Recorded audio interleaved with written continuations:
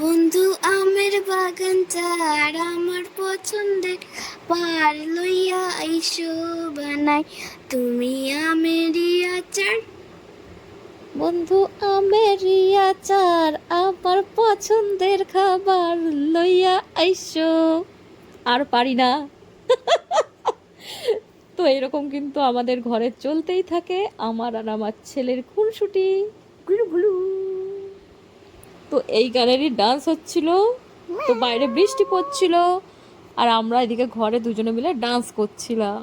তো এরকম কিন্তু মাঝে মাঝেই আমাদের চলতে থাকে মা ছেলের খুনসুটি। তো তোমাদের কাছে ডান্সটা কেমন লাগলো অবশ্যই কিন্তু কমেন্ট করে জানাবে, আর আমার ছেলের ডান্সটা কেমন লাগলো সেটাও কিন্তু জানাতে ভুলো না। তো দেখো আমার ছেলের হাতের একটু ক্যারি দেখিয়ে দিচ্ছে। তো তোমাদের কাছে আমার ছেলের হাতের ক্যারিটা কেমন লাগলো সেটাও কিন্তু একটু কমেন্ট করে জানিয়ে দিও। পাতলা পাতলা। তো আমার ছেলের হাতের কামাল তো দেখে নিলে, এবার চলে এসেছি আমি ফর্মে। তো আবার ফিরে গেছি আমার কাজকর্মে। তো দেখো আজকে আলনাটা কিন্তু আমি সুন্দর করে গুছিয়ে নিয়েছিলাম।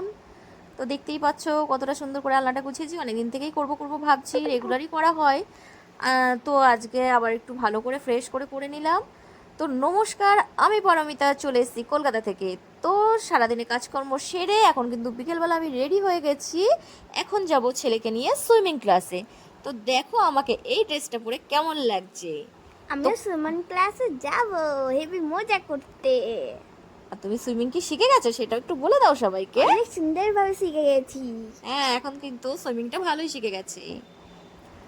তো দেখো তারপরে ছেলেকে একটু টিফিন দিয়ে দিয়েছিলাম স্কুল থেকে আসার পরে, আর আমিও একটু টিফিন খেয়ে নিয়েছিলাম। তো আজকে কিন্তু ঘরে কিছু সেরকম ছিল না, তো ভাবলাম মুড়ি দিয়েই চালিয়ে দিই আজকের দিনটা।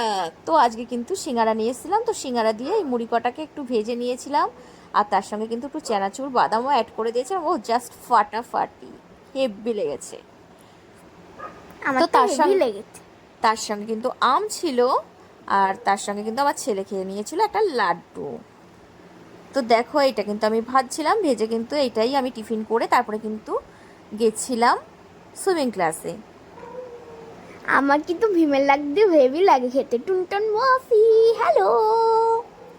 তো আমার ছেলে কিন্তু খেয়ে ভীমের লাড্ডু খেয়ে জোশ বাড়িয়ে চলে গেছিল সাঁতার করতে।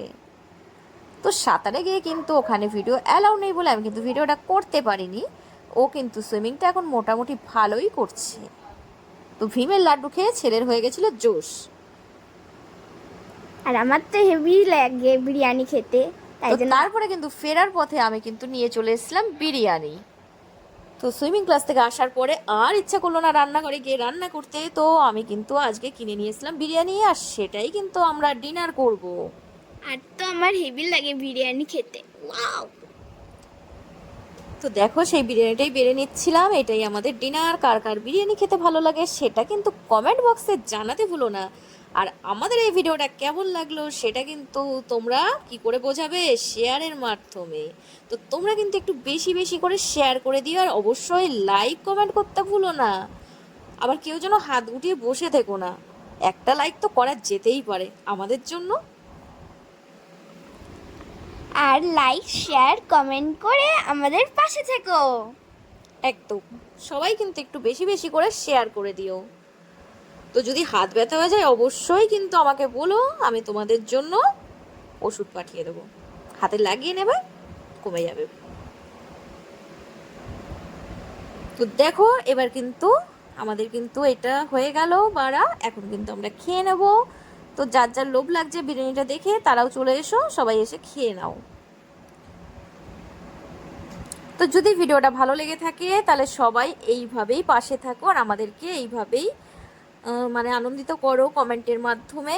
তো এইরকম নিত্য নতুন ব্লগ কিন্তু আরও দেখতে পাবে, প্রতিদিন বিকেল 4টের সময় কিন্তু আমার ব্লগগুলো আসে।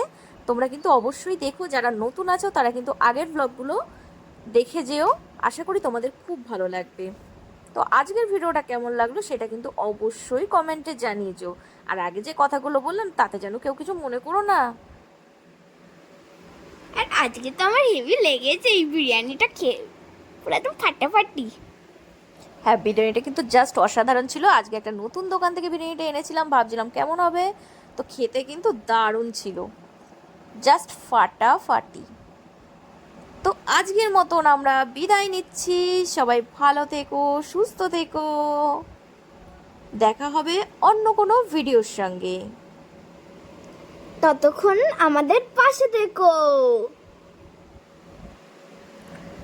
তার সঙ্গে ছিল কিন্তু চাউমিন। আর চাউমিনটা খেতে কে কে ভালোবাসো সেটাও কিন্তু কমেন্টে জানাতে ভুলো না। আর আমরা কিন্তু একটু খাদ্য রসিক বাঙালি। তো টাটা।